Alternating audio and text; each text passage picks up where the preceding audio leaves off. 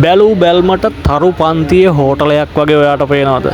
හැබැයි එහෙම නෙමෙයි, මේක ශ්‍රී ලංකාවේ තියෙන දුම්රිය ස්ථානයක්. ඉතින් මේ තමයි මරදාන දුම්රිය ස්ථානය. ක්ලීන් ශ්‍රී ලංකා ව්‍යාපෘතිය යටතේ නවීකරණය වුණා. නවීකරණ කටයුතු වල පළමු අදියර අවසන් වුණා පහුගිය දවස්වල. ඉතින් මේ පෙනුම තියෙන්නේ පළමු අදියරේ නවීකරණ කටයුතු අවසන් වුණාට පස්සේ. පට්ටම ලස්සනයි, පිරිසිදුයි. මරදාන දුම්රිය ස්ථානය ලංකාවේ ප්‍රධාන දුම්රිය ස්ථාන වලින් එකක්.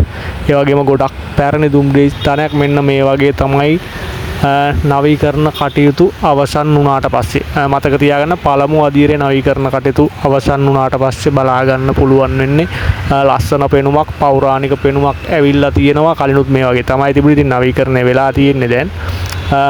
මෙන්න මේ වගේ බලා ගන්න පුළුවන්. මාර ලස්සනයි. ඉතින් හොටෙල් එකක් වගේ බැලූ බැල්මට වෙන්නේ. ඉතින් ඉදිරියේදීත් තව අදියර කිහිපයක් යටතේ නවීකරණය කෙරෙනවා මරදාන දුම්රිය ස්ථානය.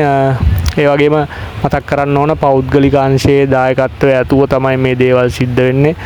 ක්ලීන් ශ්‍රී ලංකා වැඩසටහනත් පෞද්ගලික අංශයත් එකතු කරගෙන තමයි මේ සංවර්ධන කටයුතු සිද්ධ කරන්නේ.